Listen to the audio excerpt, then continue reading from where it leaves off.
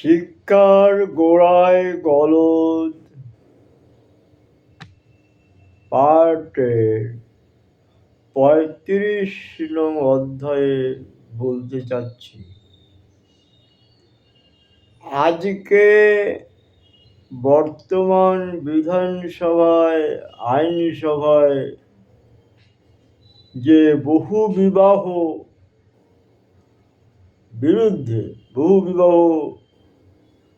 করার বিরুদ্ধে যা আইন হতে চলেছে, সেই আইনটা হওয়া দরকার ছিল আজ থেকে ৭০ বছর আগে।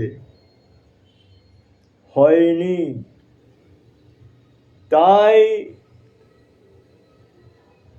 অতি প্রোডাক্ট বহুল একটা শ্রেণী সমস্যাধীন হয়ে পড়েছে।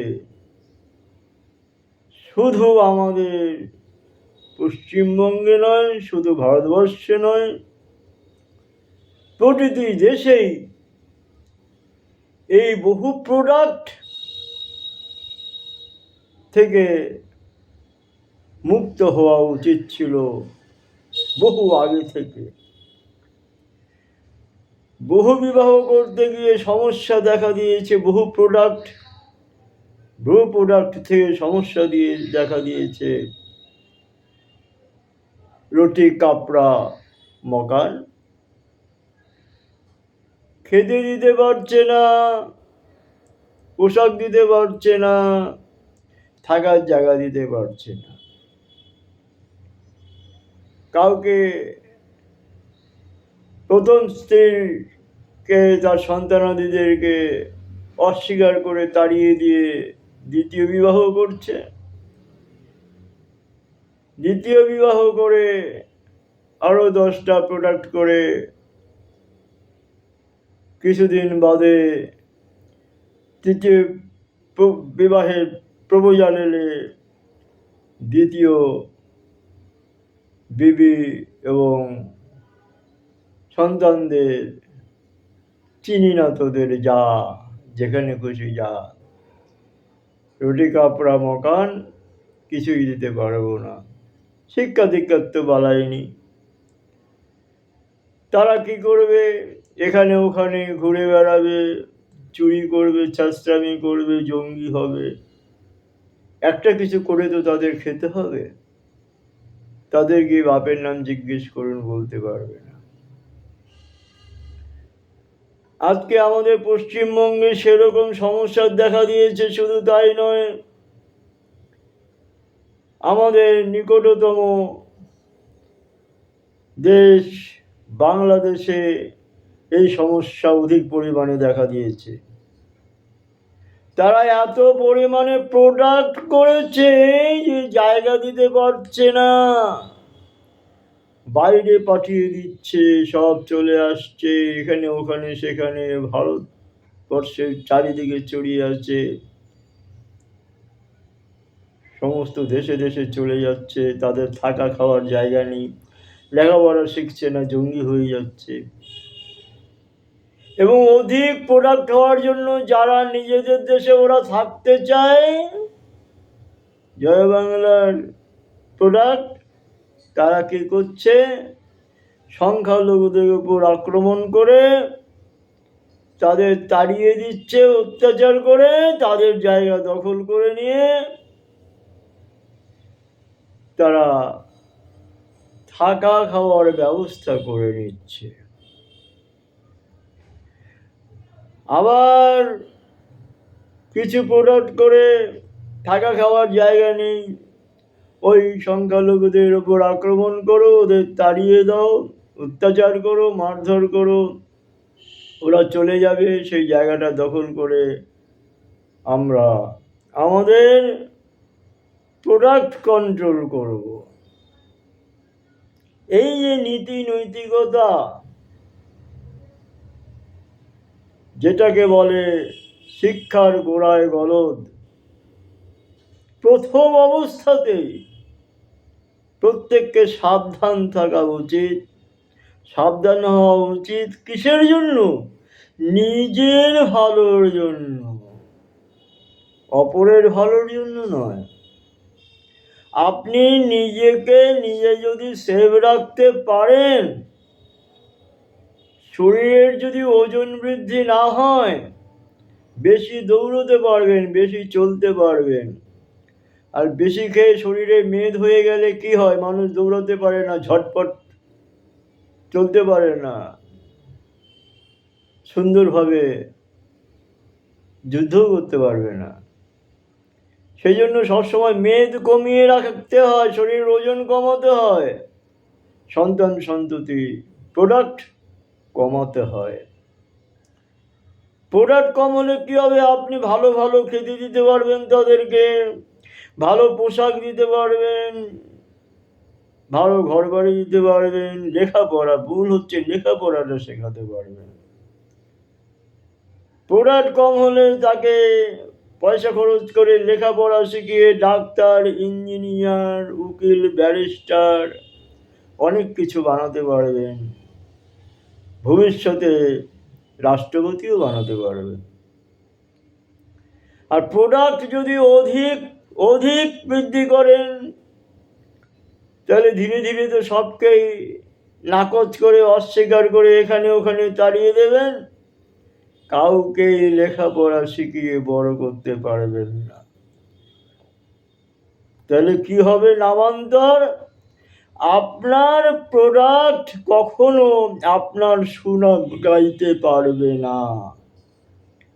আর আপনি যদি একটা প্রোডাক্টকেও বড় ডাক্তার, বড় ইঞ্জিনিয়ার, বড় ব্যারিস্টার তৈরি করতে পারেন, তবে সে বড় হয়ে বাপের নামটাই আগে নেবে। 5 জন লোকও বাপের নাম নেবে, যে অমুক বাপের ছেলেটা এত বড় ব্যারিস্টার হয়েছে, এত বড় ডাক্তার হয়েছে, এত বড় ইঞ্জিনিয়ার হয়েছে। প্রোডাক্ট একটা দুটো করলে সেই ক্ষমতাটা আপনার জন্মাবে। আর আপনি 4-5টা নিকা করে 40-50টা প্রোডাক্ট করবেন, আপনার সাময়িক ক্ষুধাটা নিবৃত্ত হবে মাত্র, কিন্তু ভবিষ্যৎ বলে আপনাদের কিছুই থাকবে না। সুতরাং আপনারা নিজের ভালো নিজে বুঝুন। কথায় আছে, নিজের ভালো পাগলেও বোঝে। তা আপনারা কেন বুঝবেন না? আমি আপনাদের যেটা বলছি, আপনারা নিজেরা নিজেদের বিবেক দিয়ে আয়নার সামনে দাঁড়িয়ে প্রশ্ন করবেন, সঠিক বলেছি না ভুল বলেছি। জাগুন, আপনারা সব জেগে উঠুন। দুনিয়াতে যত হল্লা চিল্লা, গন্ডগোল, মারপিট, যুদ্ধ, অশান্তি সব হচ্ছে সে খাদ্য খাওয়া, বাসস্থান, রুটি কাপড়া, মকান, এসব দুর্বলতার কারণে, অশিক্ষা কুশিক্ষার কারণে। জনগণ যদি সঠিক শিক্ষায় শিক্ষিত হয়, নিজের সন্তানদের যদি সঠিক শিক্ষায় শিক্ষিত করতে পারে, তারা সর্বদা উচ্চ মান মর্যাদায় বেঁচে থাকার চেষ্টা করবে। যার যার দেশকে শেষে উন্নত থেকে চরম উন্নত সে করে পৌঁছে দেওয়ার চেষ্টা করবে। আর যদি সেখানে ডজন ডজন মূর্খ প্রোডাক্ট হয়, তারা কি করবে? দেশকে অধঃপতনে নেবার চেষ্টাই করবে। যেটা দেখা যাচ্ছে বিভিন্ন ক্ষেত্রে, বিভিন্ন স্থানে, যেখানে যত ভুল প্রোডাক্ট হচ্ছে, সেখানেই তত অশান্তি গোলযোগ দেখা দিচ্ছে। আজকে আমাদের পশ্চিমবঙ্গে বা ভারতবর্ষে যে আইনটা চালু হতে চলেছে, এক দেশ এক আইন, বহু বিবাহ বন্ধ, বহু সন্তান, বহু প্রোডাক্ট বন্ধ, এই আইনটা 70 বছর আগে হওয়া উচিত ছিল। তবে তারা করেনি কেন? তাদের কি মাথায় বুদ্ধি ছিল না? ঠিক বুদ্ধি ছিল, তাদের মাথায় আরো বেশি বুদ্ধি ছিল। কি বুদ্ধি ছিল? এই জনগণকে বোকা বানিয়ে প্রোডাক্ট বৃদ্ধি করলে আমাদের ভোটার বৃদ্ধি পাবে। সেজন্য বোকা জনগণকে বোকা রেখে তাদেরকে দিয়ে প্রোডাক্ট বৃদ্ধি করাতো। প্রোডাক্ট বৃদ্ধি করিয়ে তাদের ভোটার সংখ্যা বৃদ্ধি করত। এই করে করে নেতারা নিজেদের স্বার্থ সিদ্ধি করে এই দুর্বল অজ্ঞ মানুষের, দুর্বল অজ্ঞ ভোটারদেরকে দুর্বল থেকে দুর্বলতর করে দিয়েছে, কুশিক্ষায় অশিক্ষায় ভরিয়ে দিয়েছে। সেই সব নেতাদের সঠিক শিক্ষার অভাব ছিল,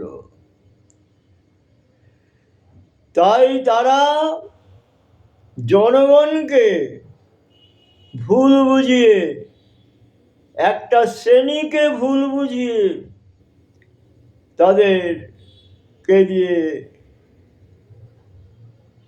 প্রোডাক্ট বৃদ্ধি করে নিজেদেরকে ভোটার সংখ্যা বাড়াতো। আজকে যে নীতিটা চালু হতে চলেছে, আইনটা চালু হতে চলেছে, এতে সমাজ বাঁচবে, দেশ বাঁচবে, মানুষ খেয়ে পড়ে বাঁচবে। যারা বলছে তাদেরকে আঘাত করা হচ্ছে, তারা সবচাইতে বেশি লাভবান হবে। যে কমিউনিটি ভাবছে আমাদেরকে আঘাত করা হচ্ছে আইনি প্রণয়ন করে, তারা সবচাইতে বেশি লাভবান হবেন। তাদের প্রোডাক্ট কম হবে, তারা তাদেরকে রুটি কাপড়া মকান দিতে পারবেন, লেখাপড়া শিখিয়ে ডাক্তার, ইঞ্জিনিয়ার, উকিল, ব্যারিস্টার বানাতে পারবেন, ভবিষ্যতে প্রধানমন্ত্রী, রাষ্ট্রপতি বানাতে পারবেন। তাতে আপনাদের লস নেই, আর শান্তির হদিশ খুঁজে পাবে। যত শিক্ষা বৃদ্ধি পাবে তত চেতনা বৃদ্ধি পাবে মানুষের মধ্যে, যত চেতনা বৃদ্ধি পাবে তত শান্তির হদিশ খুঁজে পাবে।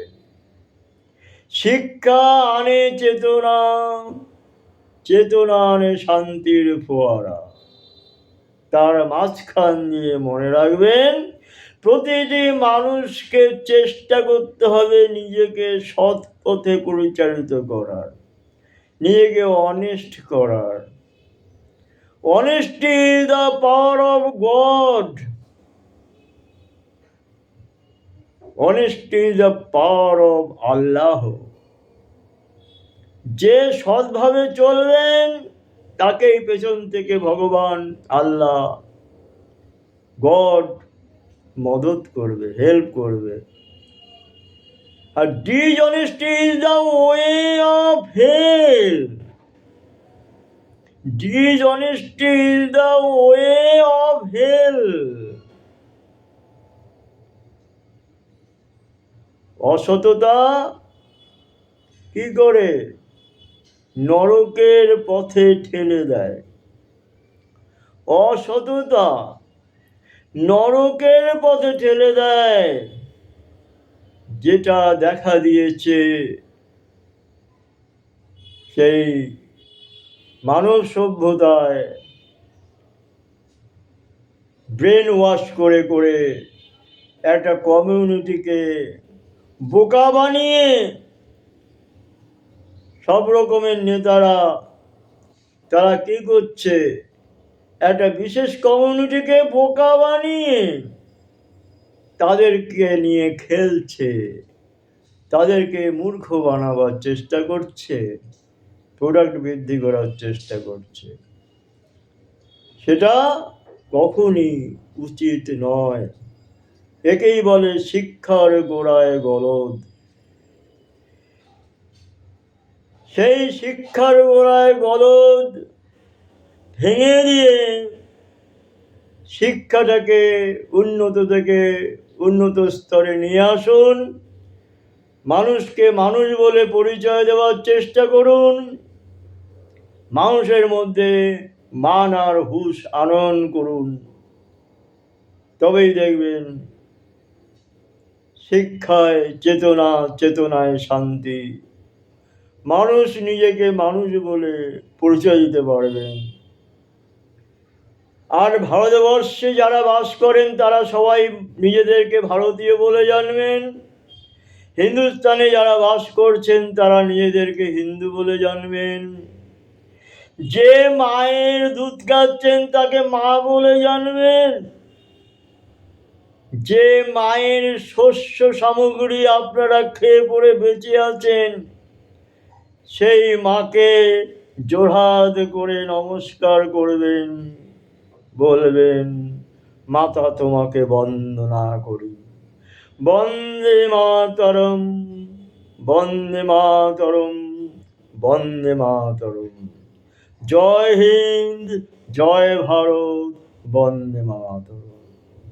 মায়ের দুধ খাবো, মা ডাকতে পারবো না। মায়ের শস্য শ্যামলা পৃথিবী চুষে খাবো, তাকে বন্দনা করবো না, প্রণাম জানাবো না, মা বলতে পারবো না, বলবো না। কিরকম কথা? তাকে বেঈমানি বলবো না, চেষ্টামি বলবো না, মূর্খামি বলবো? তাকেই বলে শিক্ষার গোড়ায় গলদ। আপনারা গলদ মুছে দিন, দেখবেন নিজেদের জায়গায় নিজেরাই ভালো থাকবেন। জয় হিন্দ, জয় ভারত, বন্দে মাতরম, বন্দে মাতরম, বন্দে মাতরম। নমস্কার।